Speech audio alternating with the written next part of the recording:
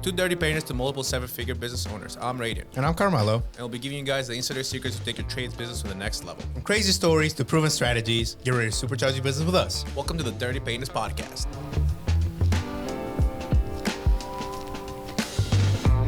In today's episode, we will be helping you start a painting business from scratch. We will dive into the key strategies and steps you need to take that will help you take your business from $0 to $500,000 in 1 year. Let's get right into it. All right, guys. So today's episodes are going to be absolute bangers. So you better take your notebook out and then start taking notes because we're literally going to give you the whole blueprint on how to start your painting business and take it from 0 to 300, go from an owner, an operator to actually being a business owner. So it's going to be two parts. Part one is going to be 0 to 500,000. And then we're going to teach you how to scale and go from 500,000 to $1 million a year. Get your pen and notes ready.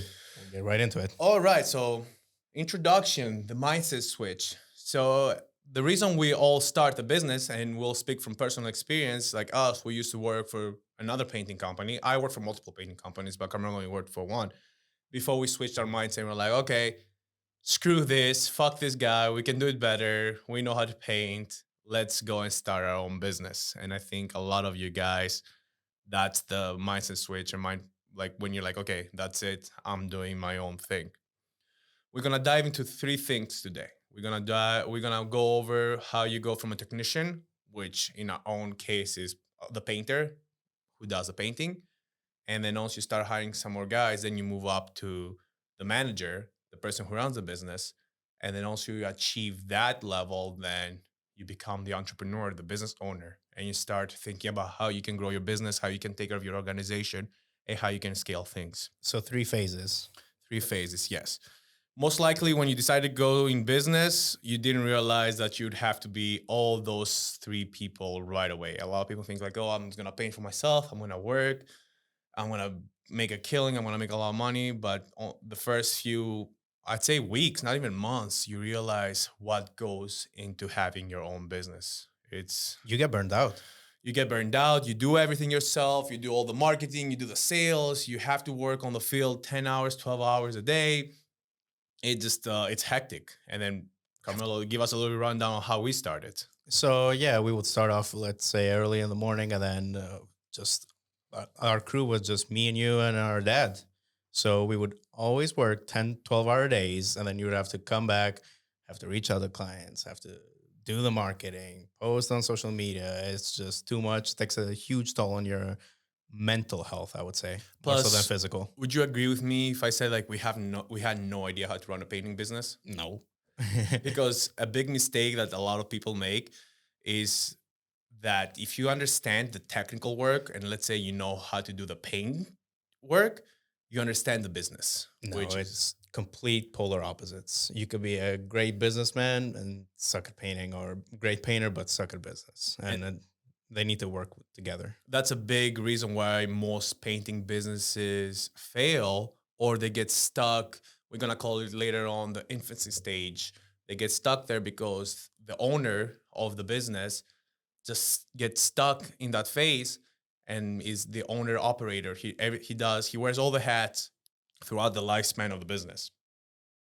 We were stuck there for, I'd say, at least a year in the beginning. Year and a half until we started hiring a few employees, and then you delegated a few responsibilities to me so you could get yourself off the field. You don't want to create a job for yourself long term. In the beginning, the infancy stage, it's vital, I think, to learn the business, to learn how to do the work yourself, to learn what goes into delivering a good quality paint job or whatever trade you might be in. It's vital. We preach about that all the time. We're like, hey, you have to know the field if you want to build a successful painting business. So the phase 1, it's vital. It's like you have to go through that phase to be able to create a great painting company. For us, for example, we are great technicians. We're great painters. We learned how to do everything on the field on those early stages because we did everything. We sprayed, we rolled, we brushed, we sanded, anything. We learned how to do cabinets first. We learned how to do high-end finishes. All types of materials. Anything that's out there on the market, we've tested. So we have first-hand knowledge with everything. I would say the infant stage, it's everybody goes through that, but the key is to not prolong it. Correct.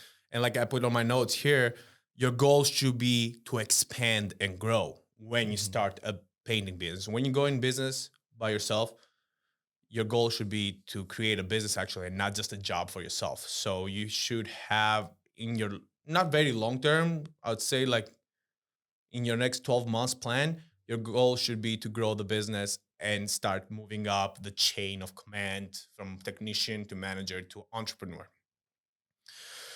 There's steps and stages that you need to go through, and you must absolutely go through if you want to be if you want to be considered a business owner. That's vital. So we'll start with the infancy stage. This is the phase you don't want to be stuck in, like we said earlier. And I see it a lot in an industry. Painters will quit working for someone and go start Joe's Painting, for example, and work for themselves for decades. Like how many how many people you see on the paint store? Like, you know who I'm talking about exactly. Yeah, we're not gonna list Yeah, names, but like their not last names, name. just like the Yeah, character, the avatar that we're trying to like the the avatar. the picture that we're trying to paint. Like you go to the paint store, you see that guy, Joe Schmo's painting, beat up truck. It looks like it's barely holding for dear life. And the guy is like, "Yeah, man, you can't find good help. You can't stay busy consistently." Goes out of the paint store, bitches about everything. You guys know who I'm talking about. Yeah. That's 80% of painting businesses out there, like owner operator for decades. That's not a business. You don't have a business. If you take yourself out of the equation, there's no more business. It doesn't operate. It doesn't operate. Like what happens if Joe Schmo's painting wants to take 2 weeks off? There's no more paint going on. So he's not making any more money. Another tip that we're gonna give, if you guys are listening to this and you're just starting out or you still have time to rebrand, never, never name your painting business after yourself. Never. It's if you're planning on growing, actually having a business that's gonna scale, it's gonna grow. Don't name it Carmelo's Painting or Yeah, no, because everybody would be expecting me to come and paint exactly. there. Just and I see that's very common though in our Yeah. industry. Everybody names their painting business after themselves, a last name. If your goal is to stay small and just have a job for yourself, then name it after yourself. But if you want to create a scalable operation, a big brand, then sit down on the drawing board, use Chat GBD. I don't know, go on Google, Google some names, create a business named after something that can scale, that doesn't tie into yourself. Yeah, as your find some personal cool brand. words and put painting at the end at least. Correct. Yeah, like we said earlier, this stage is absolutely necessary, but you have to keep in mind you can't stay long enough in it. Yeah, just long enough to create the SOPs for your business, fine tune the quality of your product, and streamline the delivery of it. I think that's what helped us a lot because we're technicians for a year or more. And then we understood what it takes, how long it takes, what's the order of things that needs to happen. That's when we created those SOPs because we saw what works and what not. And then that's when we're like, okay, Carmelo, we need to do this, we need to do this. So things are running efficiently. And also we're able to teach it to others. Easy. Here's the SOP, follow it. It's not rocket science. That's why this stage is vital for you to understand it so you can create a good chain of It, what do you give, call it? it gives you, I want to say, enough time for the gears to start grinding, and you can put these things into fruition, like the SOPs, the training. It gives your new employees or current employees a good blueprint to follow, so that way you can steer yourself away from the field and start moving on to the next phase. Yes. Awesome. That was a great way to put it, Carmelo. And like we're saying here, this is a stage where you're wearing all the hats. You're painting, you're doing sales, you're doing marketing, you're buying the paint, you're answering the phone, you're working 7 days a week, 14 hours a day, barely making ends meet. Everything runs through you. This phase will end when you, as the business owner or the owner operator, the technician, realize that the business cannot continue to run that way in order for it to survive or for you to keep your sanity because you'll go crazy. You'll, like you said earlier, you'll burn out yourself and you'll say, fuck this, I'm out of how I don't want to be a business owner anymore. And how many times we came close to that in the beginning? I was like, what the fuck are we doing, We man? had a lot of breaking points before we moved on to the next phase. It was I can recount a few. Okay. Oh my God, there was one in here. The one that comes to mind is Michigan, very snowy weather. We had four guys call off because their cars couldn't get through the snow, and it was just you and me on a 6,000 square foot home. We're upstairs prepping this closet, and we're telling each other, "What the fuck are we doing? Let's Literally, go what the back to fuck are we school. doing? Let's go back to school and just get a corporate job and just be fucking geeks. I Yeah, was like, fuck this painting thing, man. yeah, but you got to be persistent. You're gonna Yeah. have those days, but it's You funny know- to look back to. You know what came to mind? what? You remember? Oh, the the cabinets that were cabinet hanging. job? Oh my Oh, god. we were ready to flee the country. I was like, oh my god, I'm moving out of the country. Fuck this. I'm going back to Greece, man. This is too stressful. But again, that persistence and the fact that, hey, we're gonna fucking solve this. Fuck it, got us through. Everything came out great, and we're still here to We're this day. still here to this day. Persistence and then just Patience. patience. Also, don't let things get on you. That's another thing. We used to stress out a lot in the beginning about when things would go wrong. I'm telling you, it's just paint. You can fix anything Yeah, at the end of the day, at the end of the day. And if you don't make a customer happy, man, you know what? If you have 90 customers happy and then two are unhappy, then stick to the emphasis page. I'll take the high percentage. So something I wanted to ask you for this, the transition from the emphasis phase to the next one. I wanted to ask you, when would be a good time for me as Joe Schmo to hire my next employee? All right, Joe Schmo. So if you're content with making your 100 to 150K a year as an owner operator and you don't have aspirations to grow a bigger operation, you're fine. Just be your owner operator. Just stick to that. But if you want to transition to the next phase from technician to manager, that's the next phase. You have to understand that it's gonna take a lot of pain, a lot, like we said earlier, a lot of fuck ups, a lot of stressful days, a lot of stressful nights. You won't be able to sleep. It's gonna take some some fucking Mental strength. mental You have strength be to go very through. mentally tough. This is a stage where you learned your product, you fine-tuned all the issues, you know how to fix all the issues, which is very important because even that you're moving to the next stage, you still cannot rely 100% on your business to fulfill itself, to produce the products. There might be times where you need to jump in and fix things. How many times did I have to do that in the beginning? So the next phase will be, okay, also you're tapped out like by yourself. Like for us, for example, we'll use us as an example. It was me, my brother, my dad. So we were a crew of 3 right away. So we're like, okay, we need help. We were doing good work. Word of mouth was going out.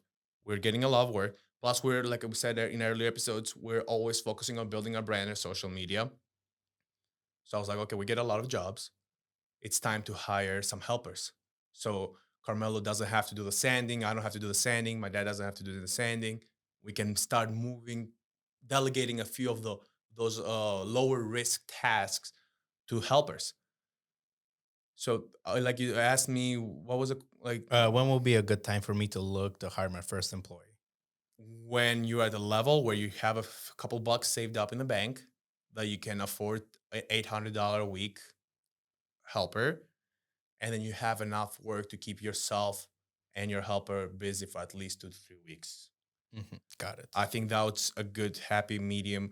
And then you can get there pretty fast. Within the first 3 months in the business, if you follow the other episodes that we had and you follow the blueprints, like we said, the outreach marketing, the free ways to get jobs, building your brand, running a few cheap ads, you'll have enough work to keep yourself busy and a helper.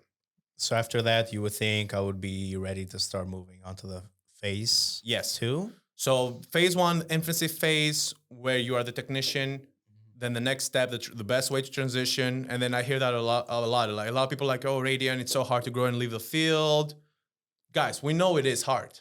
If it was easy, everybody would be doing it. There would be every painter would be a millionaire out there, and they would be thriving and driving fucking Ferraris left and right. But it's not easy. It's only like the top 5% of painting companies, top 10% of painting companies that follow the blueprint, and then they achieve that success. They create a big organization that can run by itself. I think a lot of them are very distrusting on letting other people handle the work. And for us, we were like that too. But we realized that, hey, if they actually fuck up, we're just going to go fix it and teach them. Yes. And then that worked out really well because then later on they could fix it themselves. And you're gonna go through a lot of guys until you Mhm. build a solid crew. You Yeah. lose money, you'll spend a lot of time training, but these are like the growth pains that you need to go through in the beginning.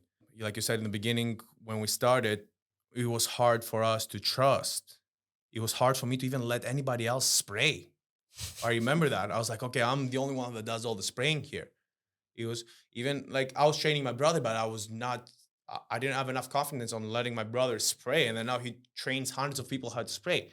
So a lot of technicians who are production oriented, like we used to be, and like a lot of painters out there are, they're not easy to trust.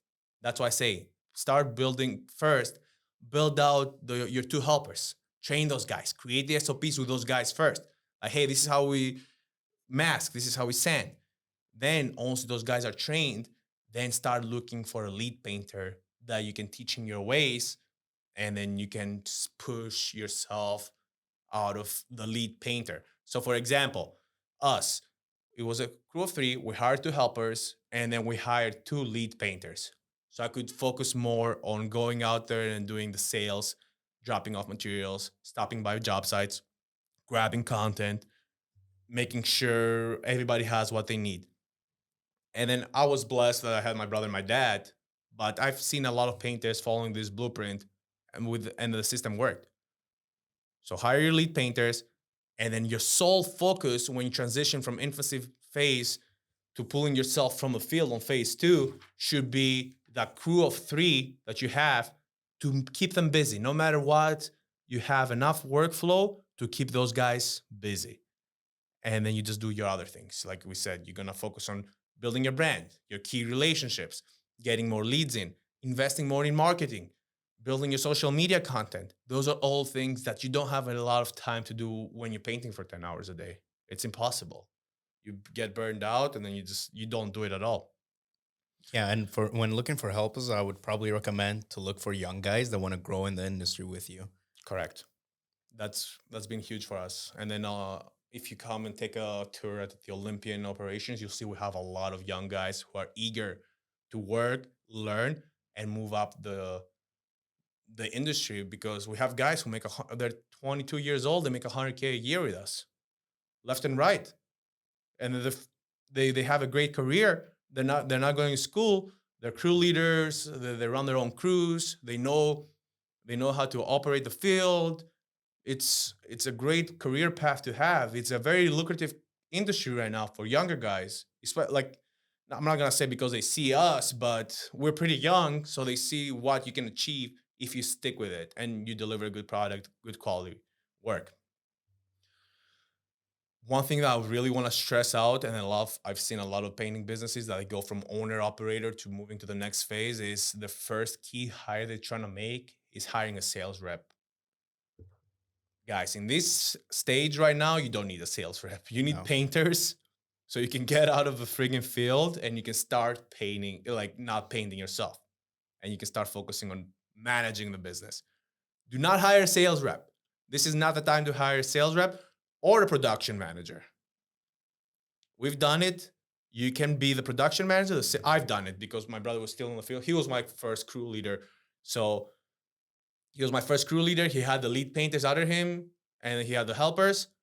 And I was running all like the managerial side of the business. There's plenty of times to go do the sales, manage the business, do the key relationships, post your social media content, and still focus on growing on the next phases. Do not hire a sales rep right now. And also, you have your lead painters.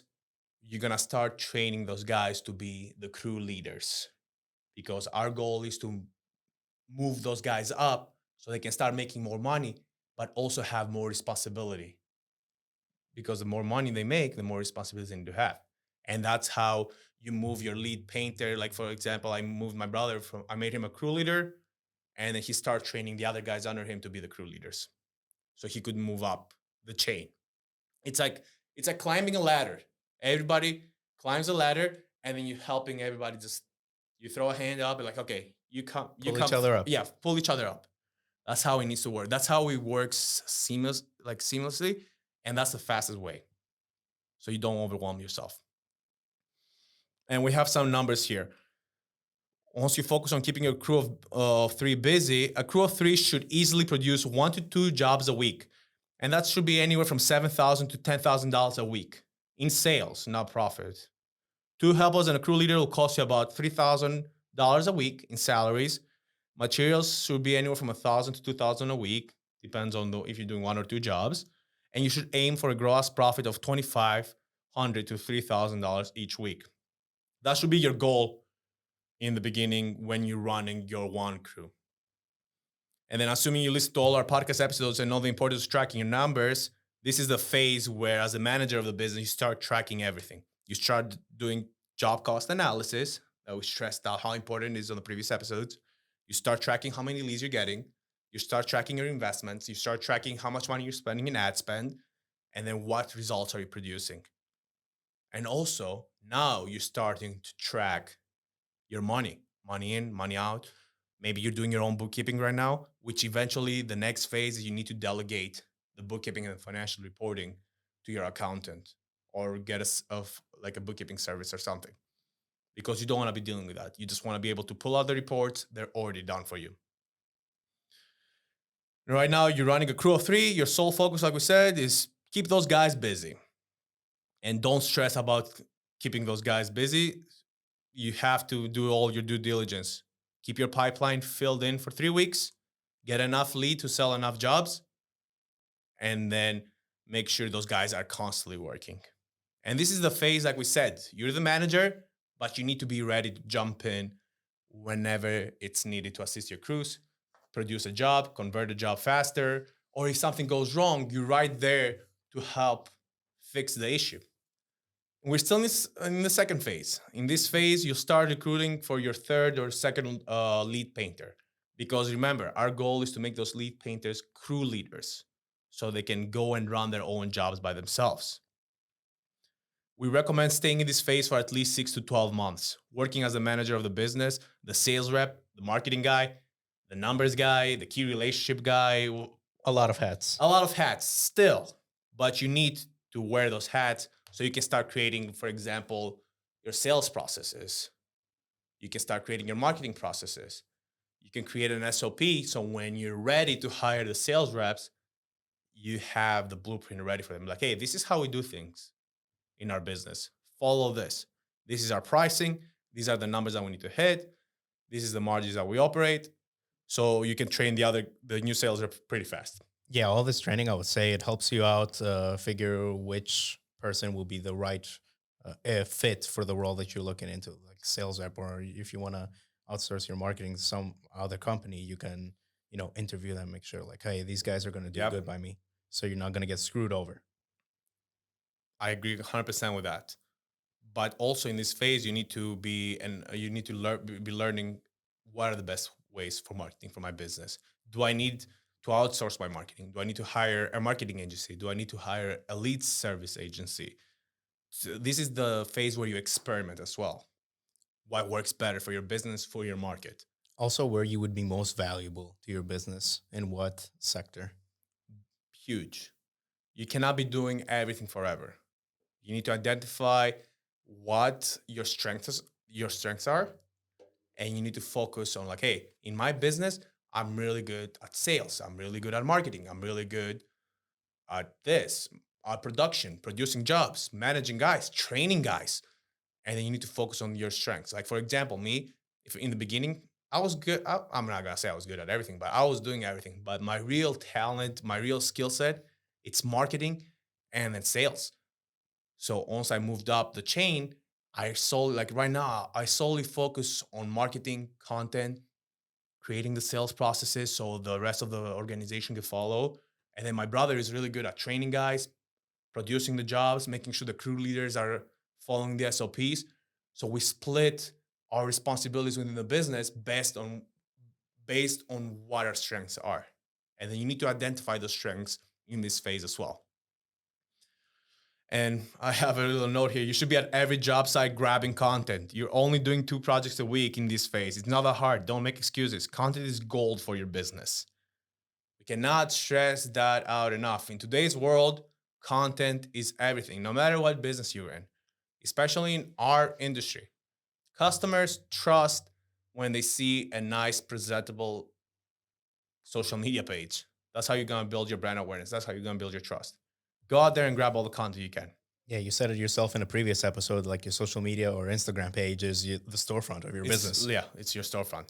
You're still the master juggler of everything runs through you. You're just not painting right now, but you still have to do everything else.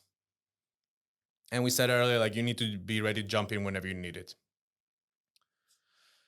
All right, so let's say 6 months, you guys did all this, 6 to 12 months go by, you have a good crew producing 300 to 500K a year, everything goes well, your Business is running good. business is running good. Everything is a little bit better organized. A little bit better organized. Your guys are staying busy. You're enjoying your role as the manager, the sales rep, the marketing guy. Your books look clean. You're not painting anymore. Your social media is growing, and you're taking home about 100 to 150K, which I think that's a happy medium as an owner operator. Not as an owner operator, but as a manager, business owner. I think 300 to 500K a year is doable with a solid crew of 4 guys that work every day, 5 days a week, and they produce $10,000 to $15,000 a week. And you can get there pretty fast. It doesn't take long. Once you break your numbers down, it's only 2 jobs a week. And then the marketing, in the beginning, you don't even need to spend a lot of money in marketing. Just go out there and hustle and grind. Word of mouth, Facebook groups. We put out a bunch of episodes showing you guys how you can get work for free. You want to answer a few of the questions that we had? So I got some questions for you. So I put myself in Joshmo's shoes and I rebranded and I started my own painting company, and now I'm in phase 2. So I just wanted to ask you, first of all, what will be the most effective marketing channels for acquiring painting jobs in that phase? Keep beating a dead horse. Social media. Well, let's say social media stopped existing because you can never rely only on one source. I would really focus on the key relationships. I would put my name out there. I would put my name out there with every realtor, every designer, every GC. Even like this week, guys, from one GC, we got 5 jobs. That's crazy. I was mind blown. And I've been doing this for a long time. I was like, wow, this guy literally decked us out to work. Just one guy. So the best marketing outlets in the beginning, which are free, it just costs your time, which your time right now at this phase it's cheaper than spending money on advertising because you don't have a lot of money saved up. So just put your time in, do your work, do your due diligence, and get those free leads from your circle, putting your sphere of influence, basically just putting your seeds out there. Putting your seeds out there, and also meeting people. I think that's very important because if you're a nice, presentable guy and then you're starting a business out, people will help you out.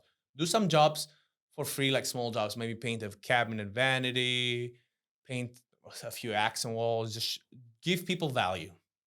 So I think that would be the most effective channels of marketing acquiring customers in the beginning. Then, and it's cheap to advertise on social media. Let's say your one crew produces $10,000 a week. Take maybe, I don't know, like $300, $200 a week and run some social media ads. Run some Facebook ads. You're going to get some good results. But the thing is, you have to stay consistent with it. So if you start spending $200 a week, don't stop. Just keep it consistent. Do your numbers at the end of every week. See how much you can swing after you pay your guys, you pay your overhead. You take money to survive and eat. See what's left and then take a small percentage and then invest it back in the business. That's another mistake that a lot of business owners in the beginning make. And I think we kind of did it in the very beginning. Yeah. We didn't invest a lot of money back in the business. You should really focus in the beginning, not on stockpiling cash and you should invest it back in the business. Buy a better sprayer. Put money into Facebook ads. Get like uniforms for your guys, shirts, invest it back in the business. In the first 12 months, you should not really focus on making money. You should focus on how to grow your business and how you can invest it back to accelerate your growth. That's why it's very important from day one. As soon as you start your LLC and you open a bank account, you need to be tracking every job, every dollar that goes in and out of your bank account. And then you need to be doing your job cost analysis every single job in the beginning. That way you can see what's left for you to put back in the business. And then start small. Start with 200 bucks. And then more money you produce, you get busier, start dumping more money because you need to start building the awareness. It's a compounding effect with marketing. You cannot stop it. And that's a mistake that we did in the early beginning. And we see a lot of people doing it too. They start marketing, they get busy, and then they stop it. I'm like, you cannot grow like that. You need to have a consistent lead flow in order to grow. Yeah, and that from those campaigns, the $200 a week ones, you said awareness ads. So you shouldn't be worried about getting any projects. Essentially, you're just putting yourself out there. Correct. Okay. You'll get leads. You get let's say you spend $1,000 a month, you'll get at least 20 leads with Facebook ads. But don't expect to close $100,000 worth of job. No, 100%. But you'll still get 20 leads. Let's say even if you close 5 out of 20, at $5,000 average job, that's $25K a month. In those phases, that's great. Great numbers. Like we said earlier, your goal in this phase should be to doing anywhere from $300,000 to $500K a year, and keeping your one crew busy, and then focusing on how you can scale up to the next step, to the next phase. So another question I had, and you can put it for both phases, both phase 1 and phase 2. How would I estimate project costs accurately to ensure profitability? So in the beginning, if you're just by yourself, you have to put down like, okay, I need to make $500 a day for me to survive or be happy that I left my job and now I'm a business owner. I wouldn't say you're a business owner, you just created yourself a job. But figure out what you'll be happy with. And then once you hire another guy, then you factor in, now you have overhead because your helper needs to get paid every week. So your pricing will adjust. In the beginning, you might be fine charging $3,000 an exterior because you do it by yourself. 1 week, you make $2,500 and you're happy. That's $10,000 a month. But once you factor in your helper, then your price will start adjusting because now you have more cost of doing business. And if you start carrying more expensive general liability insurance, if you start carrying workman's comp, if you buy a truck that has a payment, you need to factor all those things in your pricing.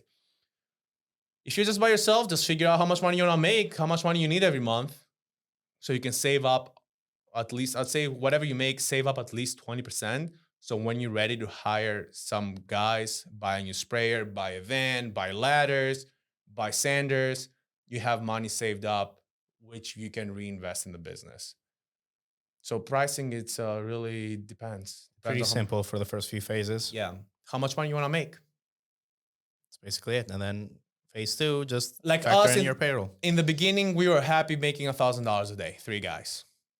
So we were pricing projects based on 3 of us making $1,000 a day, which it was decent at the time.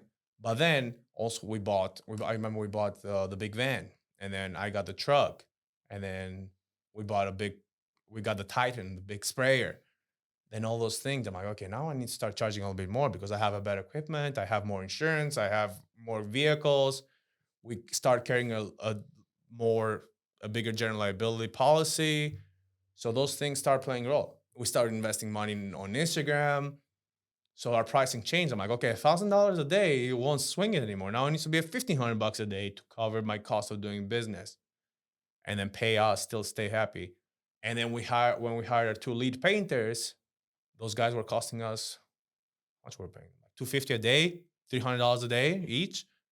So we had to factor that in. Our overhead went up. Those guys, even if you don't make money, you still got to pay those guys. That's some of the hits that you're going to take in the beginning. Yeah, you got to guarantee their 40 hours. You got to guarantee their 40 hours so they can stick with you, because they don't care if you're not slow or if you're not, busy. Those guys still need to get paid. And we did that a lot in the beginning.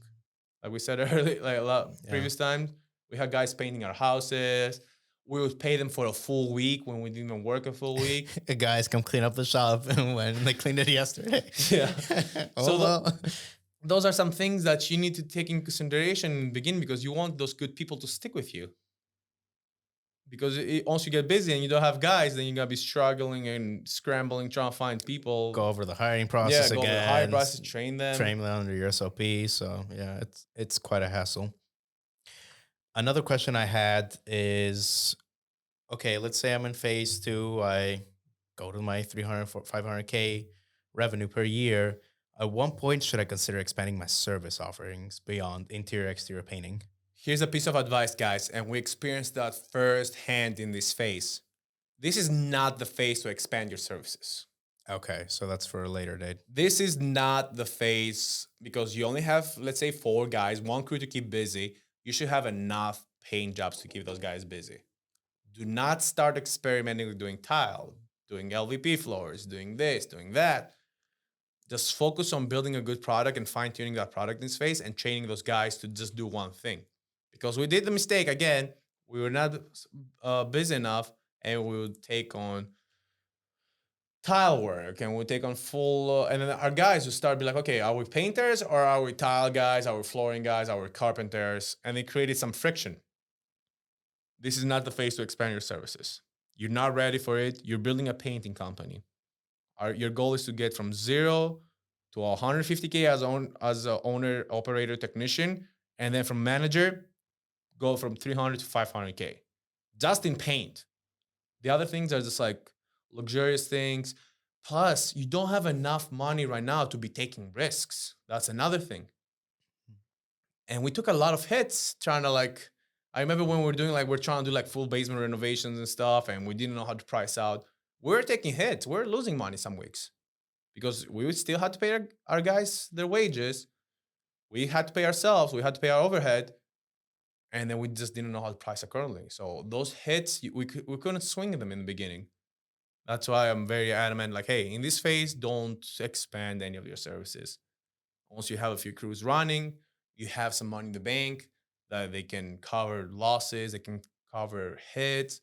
Then you start thinking about, like, okay, let me start adding a few more services. What about cabinet painting? Would you consider that not starting it yet, or? So cabinet painting, if you're starting out a painting business, I would highly recommend learning how to do cabinets first. Not only because they're very lucrative, they're a very high market, they're fast turnaround, so they're great for cash flow, but they're gonna train you as a technician to have a lot of attention to detail. That's why I always recommend if you're starting out a painting business, and a lot of the people that we trained from the beginning, even though they had zero painting experience, the first thing that we trained them on was cabinets. Here's how you finish cabinets. It's a low risk. People love the transformations. It's easy product to sell if you know how to do it right. So that's the first thing I think you should learn how to do if you have no experience at all in the painting industry. Because interior is a little bit more like high end interior. If it's a standard like paint walls and stuff, that's not as hard. But it takes a little bit more time to learn. Also, the exteriors. You're working on heights. You spraying outside. So if you don't have a lot of experience spraying, you can fuck up a lot of jobs. It just or if you're doing everything by hand, like brush and roll, it's gonna take you longer. So that's how I would say cabinets. If you're starting out, learn them how to do first. And there's a lot, like even like our episode, you can learn how to do cabinets just from our SOP Oh, SOP episode. episode, yeah. So there you go. That's it. Go learn how to do cabinets. Add it to your services. Also, another thing, guys, marketing for cabinets is cheap. It's very cheap because they're very visual. You see the transformations, you see the spraying, and then People love the oddly satisfying People videos. love the oddly That's satisfying. all they say all the time when we go to our appointments. Oh, I love your videos on Instagram. them. They're so satisfying. And that's why in our business really blew up once we start posting those videos. So take that note, guys. Start doing cabinets. Even they're gonna suck a little bit in the beginning. You're gonna fuck up a few jobs, but it's gonna be a great setting a good ground base for your business to grow. Plus, they keep you busy year round. Cabinet jobs never stop. Yeah, do your own kitchen or get some doors yourself and experiment with the products and fine tune it. Yeah, just go in your garage. And there's a lot of courses too. Like you can ask your rep to set up like a workshop or something.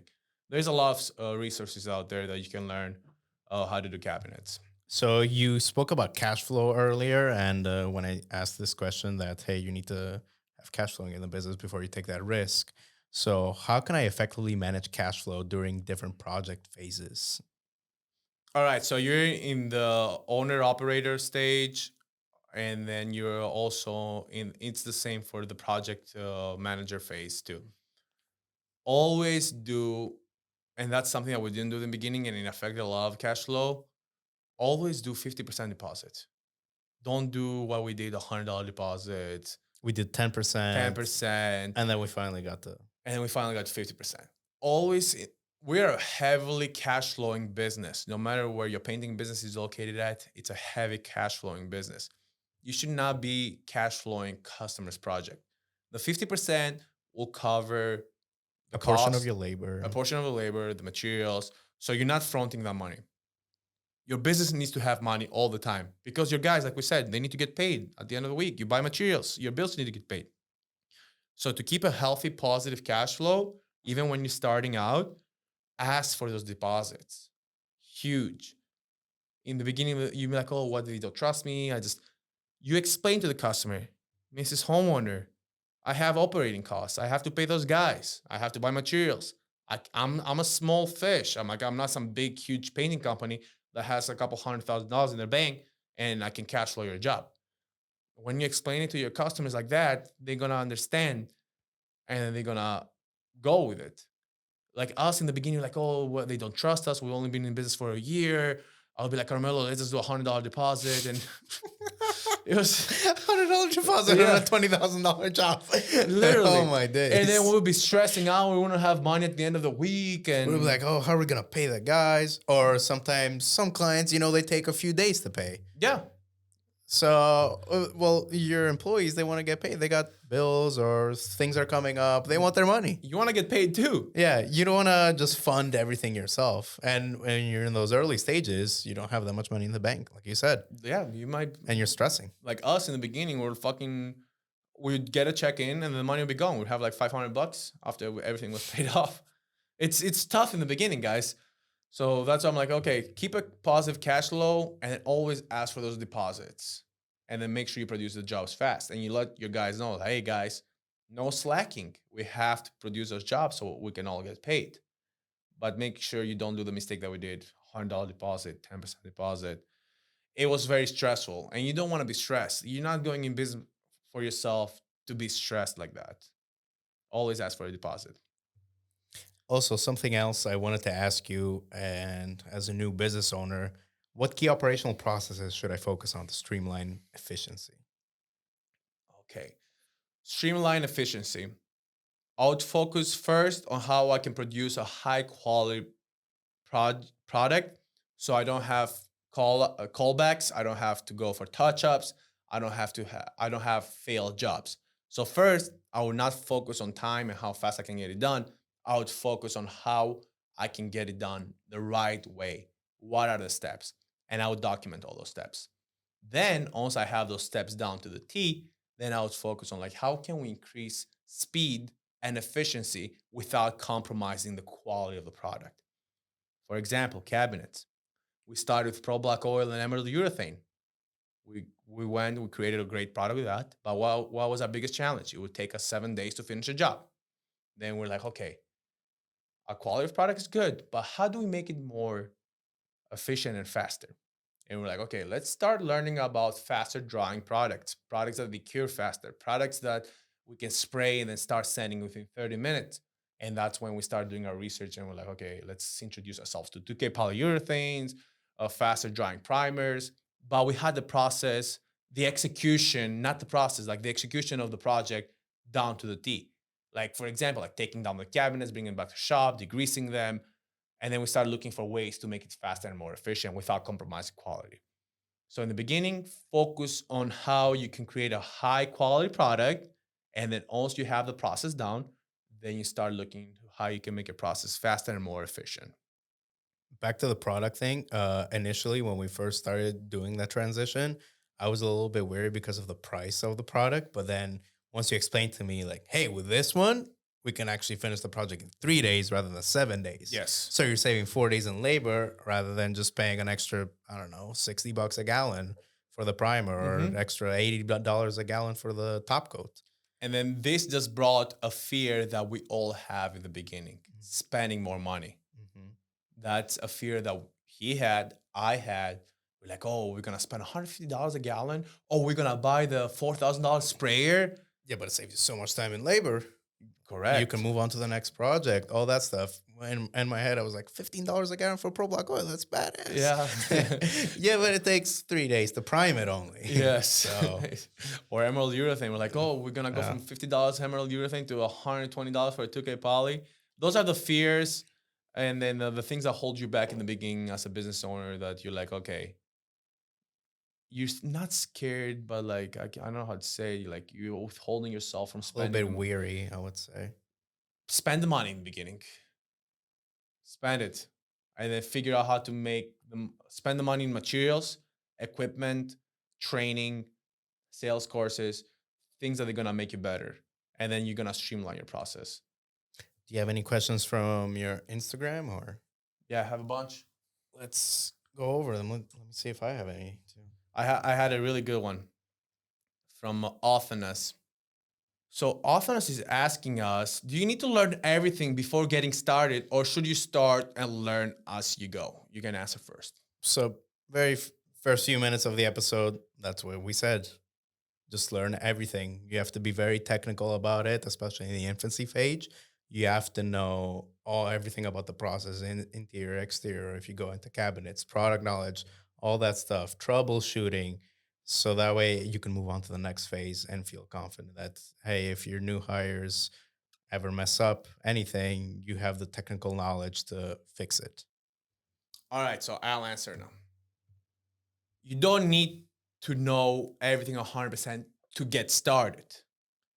I'm a big believer. First, you jump in the water, then you learn how to swim because you have no other option. You have to learn how to swim or you'll drown. But don't overthink and trying to know everything right off the bat because you never will.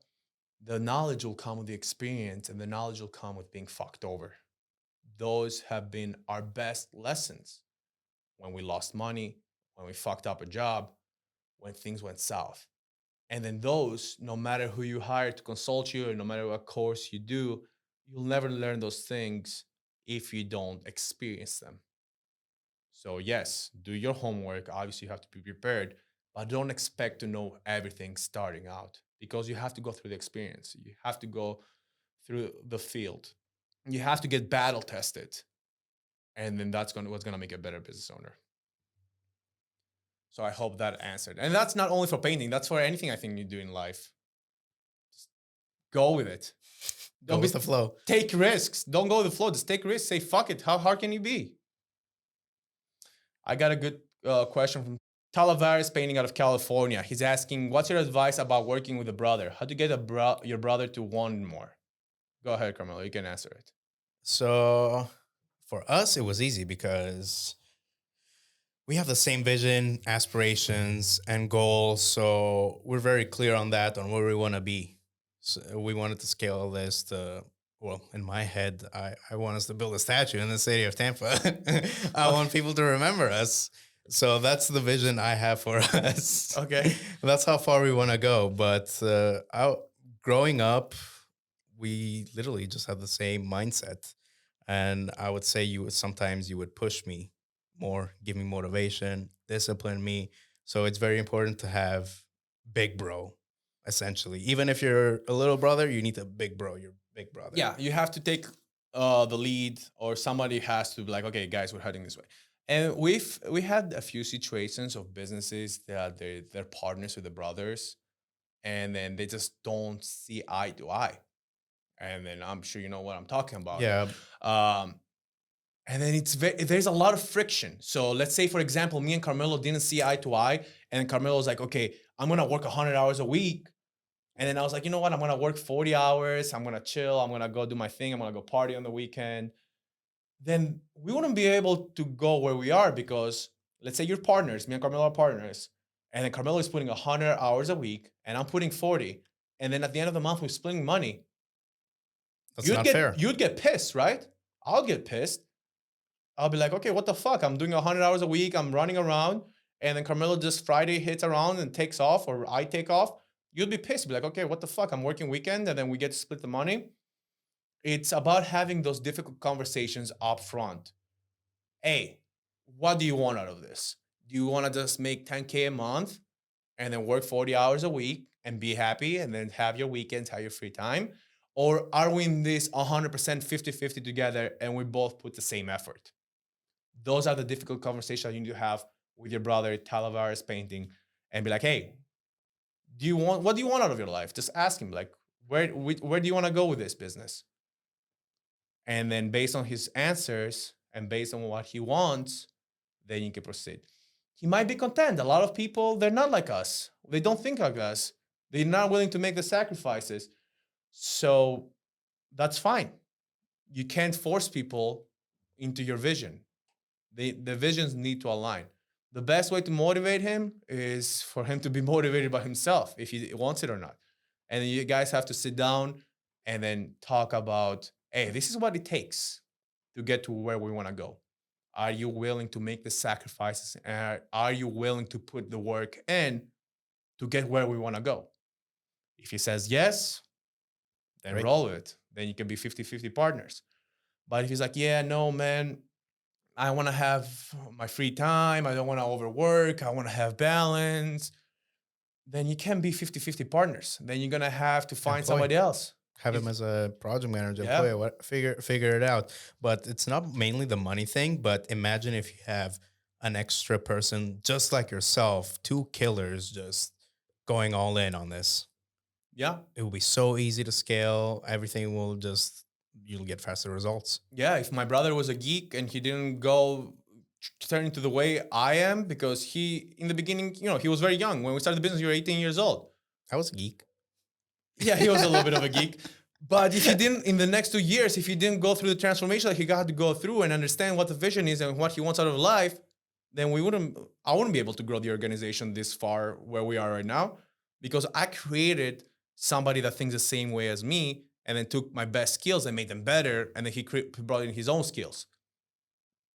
Huge. Like, everybody needs to go have the same direction. And that's why people are like, oh, how do you guys don't get to fights? I'm like, we've never fought about business. Never. It's just like we both put the same effort. We both reap the rewards. I don't have to worry about Karmelo flaking off or working 30 hours a week and be like, okay, I'm going to go fucking play video games or go, I don't know. We both put the same effort and we both reap the rewards. And then, like, we split our cars. All our bills get paid from the same thing. And I know eventually we're going to get married and all that. We both have our salaries, which we can both live comfortably, but the rewards will get shared as long as the effort is the same. And then we had those difficult conversations in the beginning, like, hey, even like before the business blew up the way it has now, we're like, the more you put in, the more you're going to get out. And we both have common sense. We're like, okay, that makes sense. Versus, I'm going to go back to the same example. I know one brother puts 100 hours a week, tries to do everything, and then the other brother works 30 hours a week, and he's like, okay, I'm out. Okay, it's split 50-50. Yeah, and that's not fair. No. I know it's your brother, but it's not fair, in my opinion. I hope that answered. I hope your brother gets motivated. Show him this clip. Show him Karmelo. Be like, okay, the kid is fucking 24 years old driving $500,000 car. So show him that, and I'm sure he'll get motivated. I know your brother is young too. All right. Any further questions, or? I think that's it for this one. The other questions I got are more technical, and then we'll be diving into the next phase of the $500 to $1 million, because I got a few really good questions from people who are already doing $500K a year and they want to go in the next phase. Oh, it's exciting. So these guys was it for the 0 to 500K. And that will wrap up this episode of the Dirty Painters podcast. Be sure to follow our business on Instagram at Olympian Painting, and also our personal pages, Olympian_Redion, Olympian_Karmelo, and also follow the Dirty Painters podcast for more content and episodes. And guys, if you like this episode, be sure to share with a fellow painter or tradie. Until next time, this is Redion. And I'm Karmelo. Signing off from the Dirty Painters podcast. Take care. Thank you, guys.